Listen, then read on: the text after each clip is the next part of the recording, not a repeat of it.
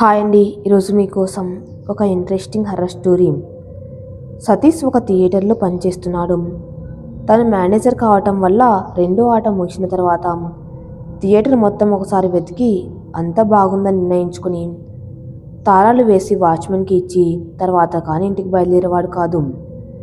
Theatre కాస్త ఊరికి దూరంగా ఉండేది.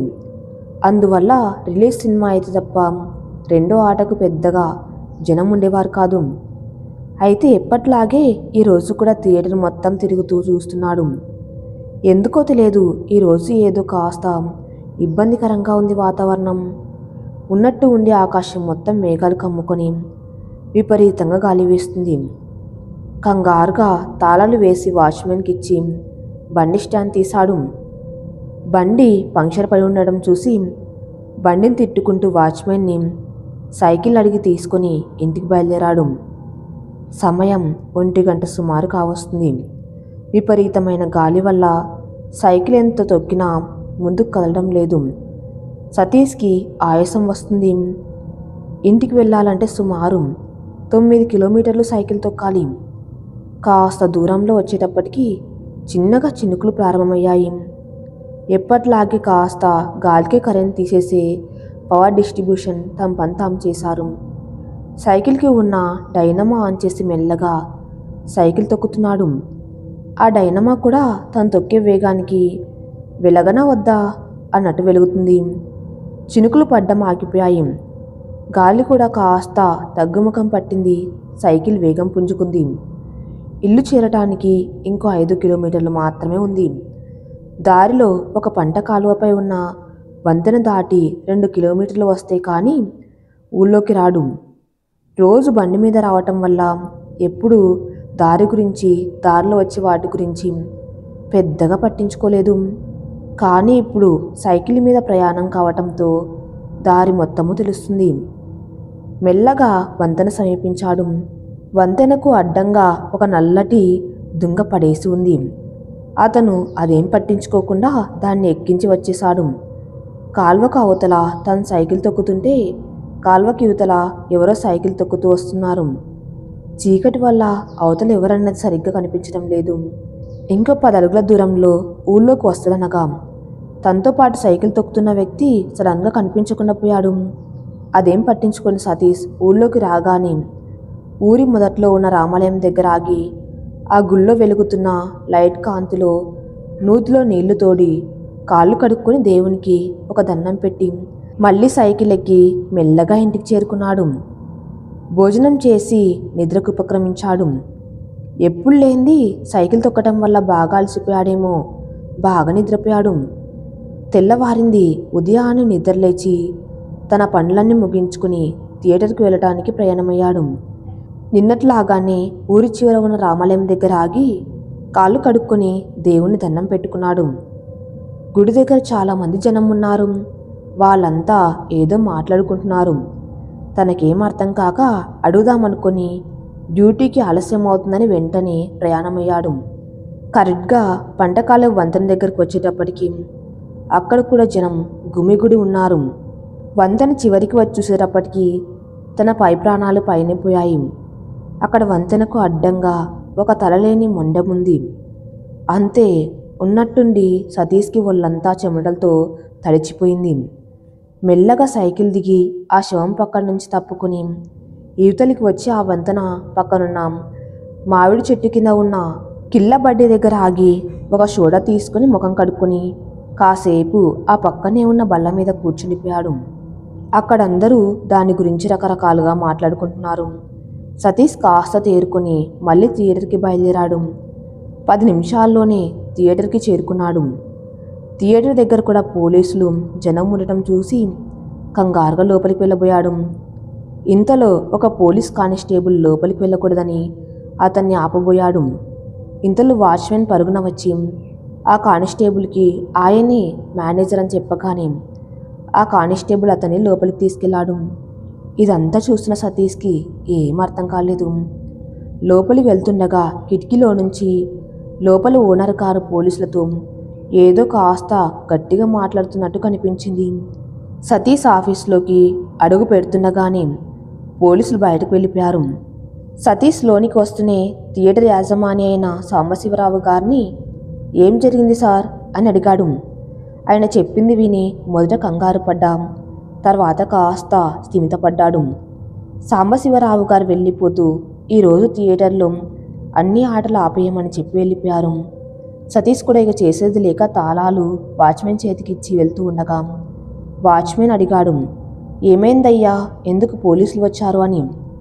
సతీష్ దానికి సమాధానం చెప్తూ, మా ఇంటికి వెళ్ళే దారిలో రంగాపురం మామిడి తోట వంతెన దగ్గర ఎవరినో తలనరికి చంపేశారని, ఆ చనిపోయిన వ్యక్తి మన ఓనర్ గారికి తెలిసిన వాడని, అందుకే పోలీసులు మాట్లాడడానికి వచ్చారని చెప్పి ముగించాడు.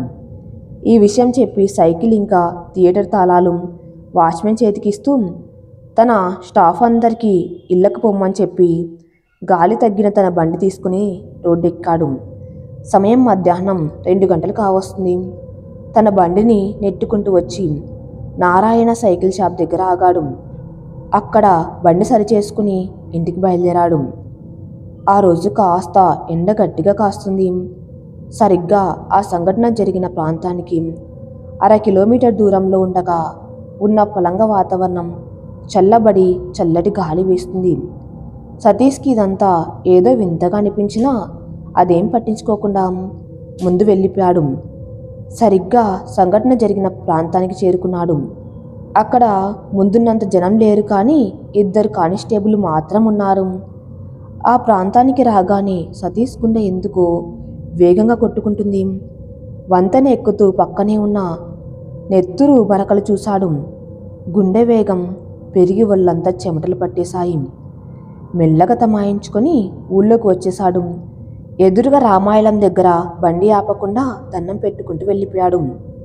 ఇంటికి చేరుకొని జరిగిందంతా వాళ్ళమ్మకు చెప్పాడు. ఆవిడ సతీష్కి కాస్త ధైర్యం చెప్పింది. సతీష్ భోజనం చేసి వచ్చి తన రూమ్లోని మంచంపై వాలిపోయాడు. ఎప్పుడు పట్టిందో మంచి నిద్ర పట్టేసి కాసేపటికి వాళ్ళమ్మ టీ తీసుకువచ్చి సతీష్ నిద్రలేపింది. లేచి టీ తాగి టైం చూసుకున్నాడు. సమయం సాయంత్రం 5:30 అయింది. బయటికి వచ్చే స్నేహితులతో కబుర్లో మునిగిపోయాడు. చూస్తుండగానే చీకటి పడిపోయింది. స్నేహితులంతా ఎవరిళ్లకు వాళ్ళు వెళ్ళిపోయారు.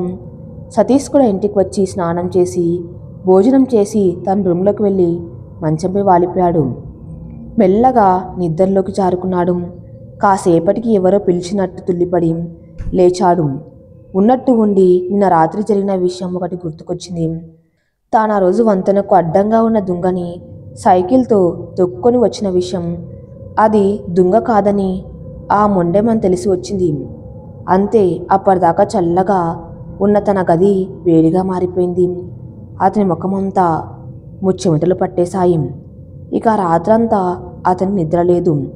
ఆ రాత్రి నాతో పాటు అవతల వైపు సైకిల్ తొక్కిన వ్యక్తి ఎవరై ఉంటుంది? అతను ఎందుకు కనపడకుండా పోయాడు? ఆ రాత్రంతా అతనికి ఆలోచనలతోనే తెల్లారిపోయింది. నిన్న థియేటర్ ఆపేసినందువల్ల ఈరోజు త్వరగా వెళ్ళాలి అనుకున్నాడు. త్వరగా రెడయి ఆ దారిన కాకుండా వేరే దారి అయిన కామన గురువు చింతతో పక్క నుంచి వెళ్ళి థియేటర్ చేరుకున్నాడు. థియేటర్లో తన పనిలో తాను నిమగ్నమైపోయాడు. 3వ ఆటైన 7 గంటలకు ఆట విరామం వచ్చింది. సమయం సుమారు 8 గంటలు కావస్తుంది. జనమంతా బయటికి వచ్చారు. జనంతో పాటు ఆఫీస్ రూమ్లో నుంచి సతీష్ కూడా బయటకు వచ్చి అటు ఇటు తిరుగుతున్నాడు. జనమంతా లోపలికి వెళ్ళిపోయారు.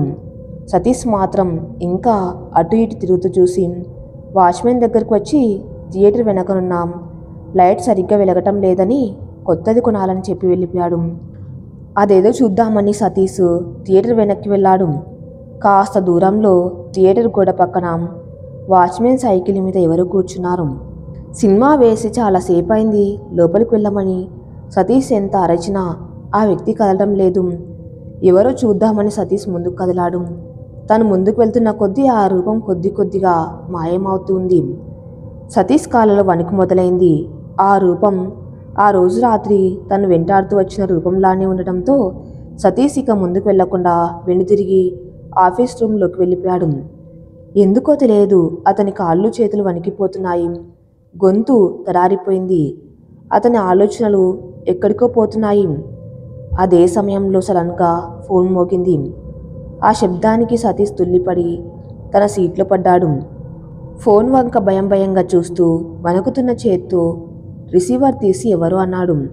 అవతల నుంచి ఒక గంభీరమైన గొంతు సతీష్ అంది. ఆ గొంతు ఎవరిదో తెలుసుకోవటానికి సతీష్కి తక్కువ సమయం పట్టింది. అది థియేటర్ ఓనర్ సాంబశివరావు గారిది. ఈ రోజు నుంచి ఒక 10 రోజుల పాటు మన థియేటర్లో 3 ఆటలు మాత్రం వేయమని చెప్పి సతీష్ ఎందుకు అని అడిగేలోపే ఫోన్ కట్ చేశాడు. సతీష్కి ఇంకా వణుకు తగ్గలేదు. వాచ్మెన్ని మిగతా స్టాఫ్ అందరినీ పిలిచి ఈ రోజు నుంచి 10 రోజుల వరకు 4వ ఆట వేయటం లేదని ఈ విషయం బయట ఉన్న జనానికి చెప్పి పంపించేసి మీరు కూడా ఇళ్ళకు వెళ్ళిపోమని చెప్పాడు. వాచ్మెన్ తప్ప అందరూ వెళ్ళిపోయారు. క్షణాల్లో థియేటర్ నిర్మానుష్యంగా మారిపోయింది. ఇప్పుడు సతీష్ ఉన్న పరిస్థితుల్లో థియేటర్ అంతా తిరిగి చూడడం అంటే తనకి అగ్ని పరీక్షతో సమానమని గ్రహించి వాచ్మెన్ని పిలిచి ఆ పని అతనికి అప్పగించి తన బండి తీసుకుని బయటకు వచ్చేశాడు. రోడ్డంతా నిశ్శబ్దంగా ఉన్నది. ఊరికి దూరంగా ఉన్న థియేటర్ కావటం వల్లనేమో దగ్గరలోని చిన్న చిన్న షాపులన్నీ త్వరగా మూసేశారు. సతీష్ బండి స్టార్ట్ చేసి ఆలోచనలో పడ్డాడు. ఉదయం వచ్చిన దారా లేక ఎప్పుడు వెళ్ళే దారా అని. ఉదయం వచ్చిన దారి రాత్రిపూట బాగోదు, అమ్మ ఎప్పుడు చెబుతూ ఉంటుంది. కామన గురువు నుంచి సందలడ్డాక రావద్దని, పురుగు పుట్ర ఉంటాయని. చేసేది లేక భయంగా ఉన్న కాస్త ధైర్యం చేసి రోజు వచ్చే దారి బయలుదేరాడు. జరుగుతున్న సంఘటనలన్నీ తలుచుకుంటుంటే ఆ చల్లటి గాల్లో కూడా తన శరీరం వేడెక్కిపోతుంది. సరిగ్గా రంగాపురం వంతెనకు 1/2 కిలోమీటర్ దూరంలో ఉన్నాడు. రోడ్డుకు అటు ఇటు కోత కోసేసిన పొలాలు, ఆ కోయగా మిగిలిన వరి కంకుల సందుల్లోంచి వస్తున్నాం గాలి వింత శబ్దం చేస్తుంది. బండి వేగం తగ్గించాడు సతీష్. ఎదురుగా తెల్లటి ఆకారం కనిపిస్తుంది. అది తన వైపుకే వస్తున్నట్టుగా ఉంది. బండి వల్ల చేతులు వణుకుతున్నాయా లేక చేతుల వల్ల బండి వణుకుతుందా అర్థం కావటం లేదు సతీష్కి. చూస్తుండగానే ఆ తెల్లటి ఆకారం తనని సమీపించింది. కంగారు పడుతూనే బండి ఆపు చూశాడు. ఆ ఆకారం ఎవరిదో కాదు, ఆ వంతెన పక్కనున్న మామిడి చెట్టు కింద ఉన్న కిల్లి కొట్లో ఉండే బామ్మ. ఏ రబ్బీ, ఈ ఏలప్పుడు ఇలా వస్తున్నావేంటి అడిగింది బామ్మ. ఇంటికి వెళ్తున్నాను బామ్మ అని చెప్పాడు సతీష్. వేరే దారిన పోలేకపోయావా, ఇలా వచ్చావెందుకు అడిగింది బామ్మ. వెళ్దామనుకున్నాను బామ్మ, కానీ అటువైపు పాములు ఉంటాయని ఇలా వచ్చాను అన్నాడు సతీష్. పాములు కంటికి కనిపిస్తాయి కాబట్టి వాటిని తప్పించుకొని వెళ్ళవచ్చు, కానీ ఈ దారిలో వచ్చే వాటిని నువ్వు తప్పించుకోలేవు అంది బామ్మ. సరేలే, ఇలాగూ ఇంత దూరం వచ్చేసావుగా, ఇక్కడి నుంచి జాగ్రత్తగా వెళ్ళు అని చెప్పి వెళ్ళిపోయింది బామ్మ. వెళ్తూ వెళ్తూ రే అబ్బి, ఏం జరిగినా వెనక్కి మాత్రం తిరిగి చూడకు అని వెళ్ళిపోయింది. ఆ మాటలు వినగానే సతీష్ గుండె గుబేలు మంది. ఉండే ధైర్యం కాస్త ఆవిరైపోయింది. ఈ మాటల సందులో బండి ఎక్కడ ఆగిందో సతీష్ గమనించలేదు. దూరంగా వంతెన మీద లైట్ వెలుగుతూ కనిపించింది, కానీ తనెప్పుడు ఆ వంతెన మీద లైట్ ఉన్నట్లు గమనించలేదు. సరేలే, నా అదృష్టం కొద్దీ అనుకొని బండి స్టార్ట్ చేస్తున్నాడు. ఎంత ప్రయత్నించినా ఫలితం లేకపోయింది. అసలే వణికి చేస్తుంటే ఈ సమయంలో బండి ఇలా ఏడిపిస్తుంటే నిజంగానే ఏడిపొచ్చింది అతనికి. తల పట్టుకుని తాళం వైపు చూశాడు. తాళం ఆఫ్ చేసి ఉంది. ఇప్పటిదాకా చేసిన దానికి తన్ని తాను నిందించుకొని బండి స్టార్ట్ చేసి ముందుకు సాగాడు. ఆ సంఘటన జరిగిన ప్రదేశాన్ని సమీపించే కొద్దీ సట్టి జోబు ఎగిరెగిరి పడుతుంది. కొద్దిసేపట్లోనే వంతెన మీదకు చేరుకున్నాడు. అప్పటిదాకా అక్కడ కనిపించిన లైట్ ఇంకాస్త దూరంలో కనిపిస్తుంది. మెల్లగా వంతెన దాటేశాడు. ఆ రోజులా ఎవరైనా కాలువకు అవతల వస్తున్నారేమో అని చూడబోయి మానేశాడు. ఉన్నట్టుండి బండి బరువెక్కింది. వేగం పెంచాడు, కానీ బండి చాలా భారంగా కదులుతుంది. భయం ప్రారంభమైంది. కాళ్ళు చల్లబడిపోతున్నాయి. తన గుండె శబ్దం బండి శబ్దం కంటే గట్టిగా తనకి వినిపిస్తుంది. తన ఊరు చేరుకోవడానికి ఇంకా 2 కిలోమీటర్లు మాత్రమే ఉంది. కానీ ఈ 2 కిలోమీటర్లు 200 కిలోమీటర్లా అనిపిస్తుంది తనకి. నల్ల కాలువ సవడి చేయకుండా నిశ్శబ్దంగా పారుతుంది. బండి అంతకంతకు బరువు పెరుగుతున్నట్టుగా అనిపిస్తుంది. పొలిమేరకు 10 అడుగుల దూరంలో ఉన్నాడు. కాస్త దూరంలో రామాలయంలో లైట్ వెలుతురు కనిపిస్తుంది. మొత్తం మీద పొలిమేర దాటేశాడు సతీష్. ఉన్న పలంగా బండి తేలికైపోయింది. నిమిషంలో ఊళ్ళోకొచ్చాడు. రామాలయం దగ్గర బండి ఆపి గబగబా నూతిలో నీళ్లు తోడుకొని కాళ్ళు చేతులు కడుక్కొని దేవునికి దండం పెట్టి అక్కడే కాసేపు కూర్చుండిపోయాడు. కొద్దిసేపటికి లేచి బండి దగ్గరికి వచ్చి బండి స్టార్ట్ చేస్తూ యథాలాపంగా పొలిమేర వైపు చూశాడు.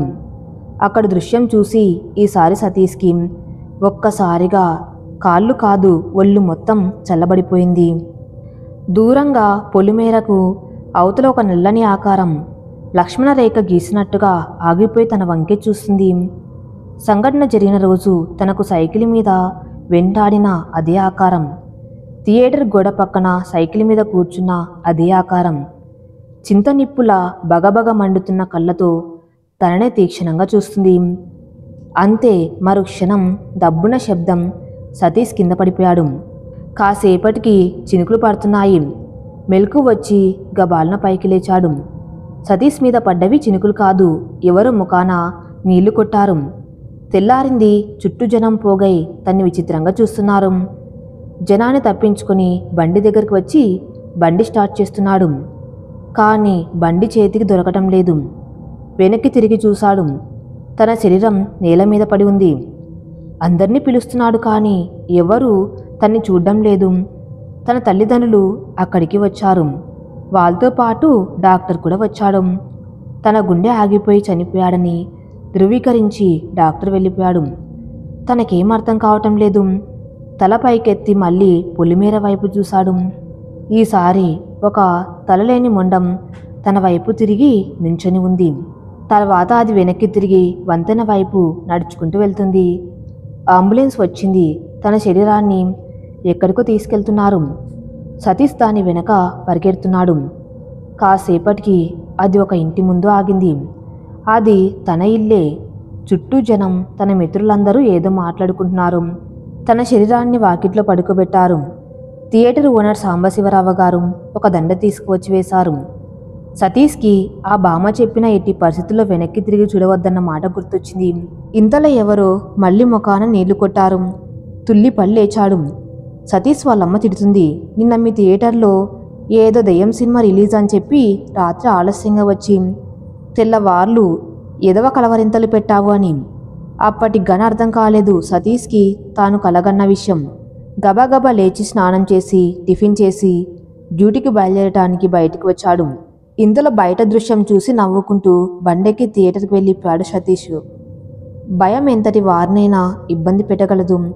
నేను అసలు భయపడ్ను అని బీరాలు పలికిన ప్రతి ఒక్కరూ ఏదో ఒక రోజు ఏదో ఒక విషయంలో భయపడి ఉంటారు కానీ ఒప్పుకోలేరు. ఎందుకంటే చులకన అయిపోతామని ఒక భావన. అందుకే భయం వేసినా లేదని చెప్తారు. ఈ కథ ఇంతటితో సమాప్తం. మరిన్ని ఇంట్రెస్టింగ్ హర్రర్ స్టోరీస్ కోసం నా ఛానల్ని ఫాలో అవుతూ ఉండండి. Thank you for listening.